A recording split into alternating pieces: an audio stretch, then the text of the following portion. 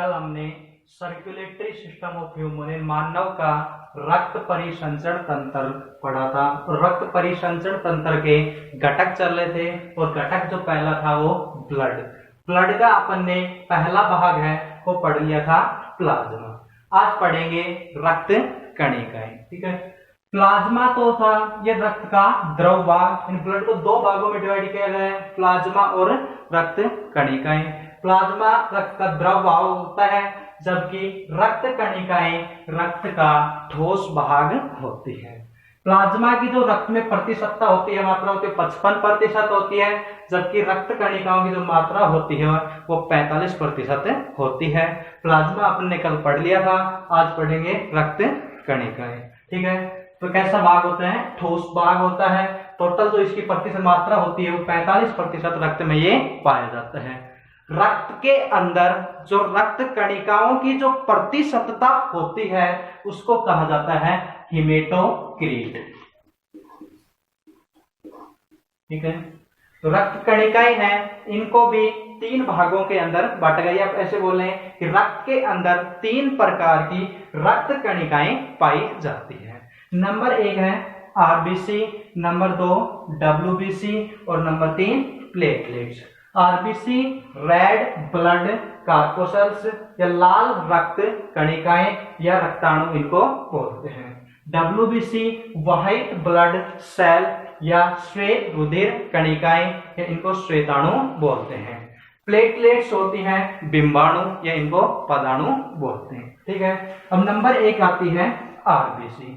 RBC है ये कुल रक्त की, यानी जो कुल रक्त जो कणिकाएं होती हैं उनका जो 99% है वो रक्त के अंदर वो पाई जाती हैं आरबीसी। टोटल जो रक्त कणिकाएं हैं उनमें 99% होती हैं आरबीसी, जबकि 1% होती हैं डब्ल्यूबीसी और प्लेटलेट्स।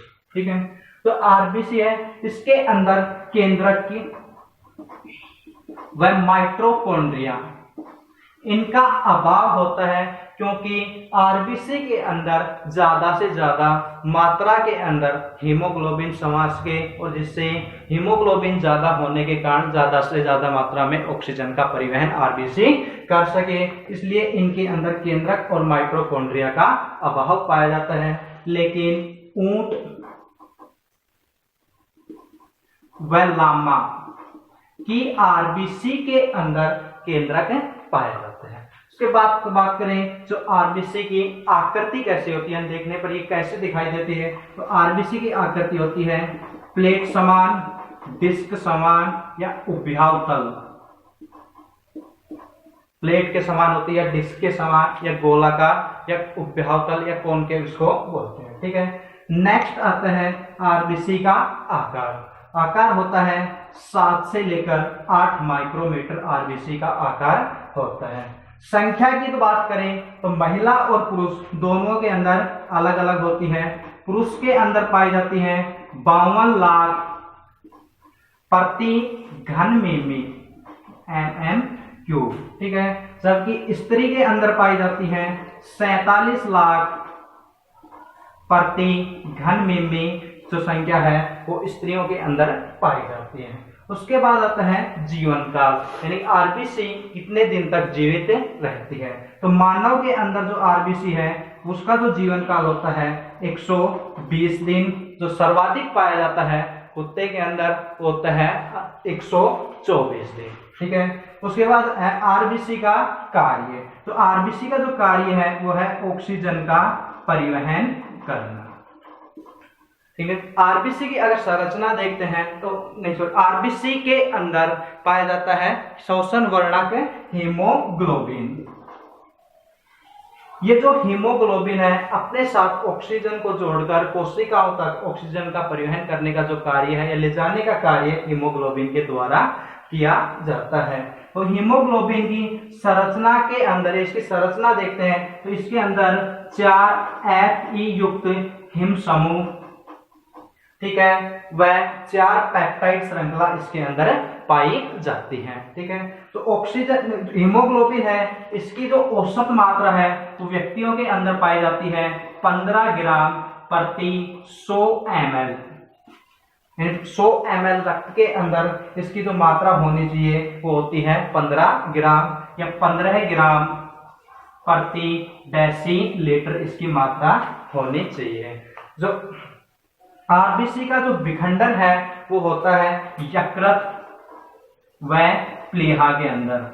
मृत जो आरबीसी होती हैं उनका विखंडन जो किया जाता है यकृत व प्लीहा के अंदर, जिसमें आरबीसी के अंदर एथी इसको तो संचित कर लिया जाता है तथा प्रोटीन है उसको बदल दिया जाता है एमिनो अम्लों के अंदर, ठीक है।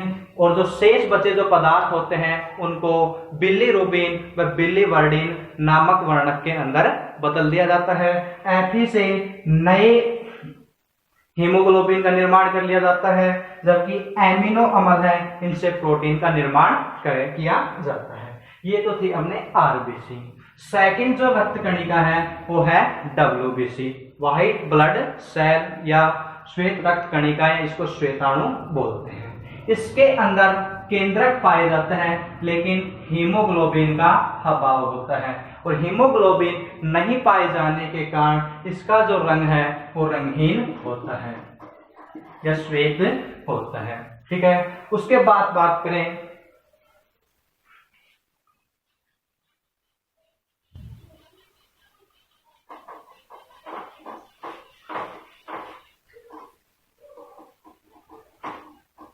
जो डब्ल्यूबीसी है, ये इसकी संख्या है वो लगभग स्त्रियों व पुरुष के अंदर पाई जाती है 7000 प्रति घन मिमी, ठीक है।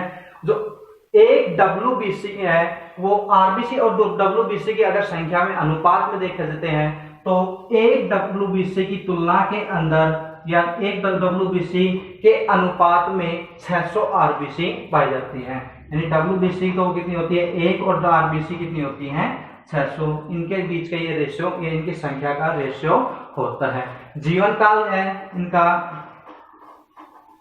जीवन काल होता है 4 से 5 दिन, 4 से 5 दिन तक ये जीवित रहती हैं। और इनका जो निर्माण है वो निर्माण होता है अस्थि मज्जा में, और जबकि जो यानी कि जो आरबीसी हो या डब्ल्यूबीसी हो या प्लेटलेट्स, इन तीनों का निर्माण है सभी का अस्थि मज्जा के अंदर ही निर्माण होता है, ठीक है। डब्ल्यूबीसी है इनको पुनः 2 भागों के अंदर डिवाइड किया गया है, एक तो है ग्रेन्युलोसाइट और दूसरी एग्रेन्युलोसाइट, कणिकामय और अकणिकामय। कणिकामय इसको क्यों बोला गया है, क्योंकि इस डब्ल्यूबीसी की, ये जो डब्ल्यूबीसी होती हैं इनके कोशिका द्रव के अंदर सूक्ष्म कण पाए जाते हैं, और सूक्ष्म कण पाए जाने के कारण इनको कहा जाता है कणिकामय। इनको अकणिकामय क्यों बोला है, क्योंकि इनके कोशिका द्रव के अंदर सूक्ष्म कण नहीं पाए जाते हैं, और सूक्ष्म कण नहीं पाए जाने के कारण इनको अकणिकामय कहा जाता है, ठीक है। कणिकामय है इनको भी 3 भागों के अंदर डिवाइड किया गया है। नंबर 1 है न्यूट्रोफिल, नंबर 2 इओसिनोफिल और नंबर 3 बेसोफिल, ठीक है। जो न्यूट्रोफिल है ये टोटल डब्ल्यूबीसी की, अपन किसी बात करें डब्ल्यूबीसी की, तो टोटल डब्ल्यूबीसी की जो संख्या होती है यानी 62% जो डब्ल्यूबीसी होती है वो कौन सी होती है, न्यूट्रोफिल होती है।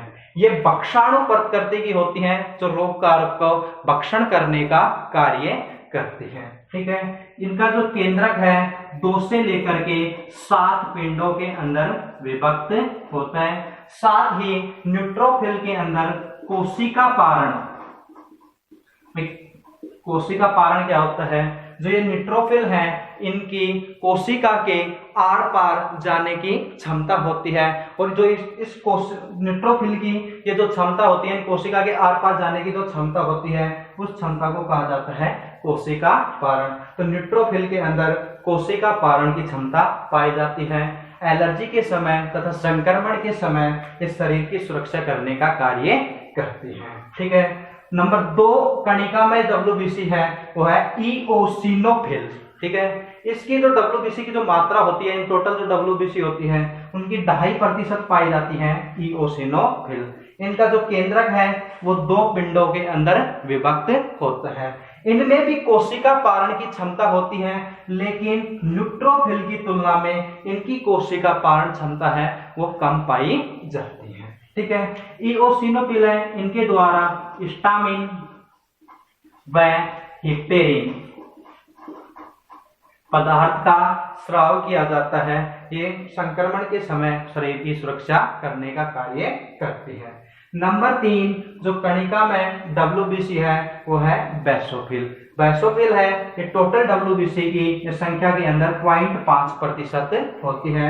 इनका जो केंद्रक है वो 2 से लेकर के 3 पिंडों के अंदर विभक्त होता है और ये भी संक्रमण के समय शरीर की सुरक्षा करने का कार्य करती है। ठीक है, इनकी संख्या भी संक्रमण के समय बढ़ जाती है। नेक्स्ट आता है WBC का दूसरा प्रकार एग्रेनुलोसाइट या अकणिका में। इनके कोशिका द्रव्य के अंदर सूक्ष्म कणिकाएं नहीं पाई जाती हैं, जिनके कारण इनको अकणिका में बोला गया है। इनको भी 2 भागों के अंदर डिवाइड किया गया है। एक नंबर 1 है मोनोसाइट और नंबर 2 है लिम्फोसाइट। मोनोसाइट है ये टोटल होती है, ये टोटल WBC की होती है 5%। मोनोसाइट है, इनका भी कार्य भक्षाणु प्रकृति की होती है और कभी कभी ये ऊतकों के अंदर आ जाने पर काफी ज्यादा मोनोसाइट मिलकर के एक बड़े आकार के मोनोसाइट का निर्माण कर लेती हैं, जिसका आकार होता है लगभग 80 माइक्रोमीटर। ये जो मोनोसाइट है ये रोगाणु को नष्ट करने का, उनका भक्षण करने का कार्य करते हैं। जो ये 80 माइक्रोमीटर की जो मोनोसाइट है, जिनको बोलते हैं फैगोसाइट। ठीक है, ये जो फैगोसाइट है ये शरीर की प्रथम सुरक्षा पंक्ति का निर्माण करते हैं। जैसे कोई रोगकारक शरीर में प्रवेश करता है उसको सबसे पहले नष्ट करने का जो कार्य है वो मोनोसाइट के द्वारा किया जाता है। ठीक है, नेक्स्ट है नंबर 2 लिम्फोसाइट। लिम्फोसाइट है, इनके द्वारा किसी भी रोगकारक का भक्षण नहीं किया जाता है, किसी भी रोगकारक को नष्ट नहीं किया जाता है। इनके द्वारा स्रावित ग्लोब्युलिन प्रोटीन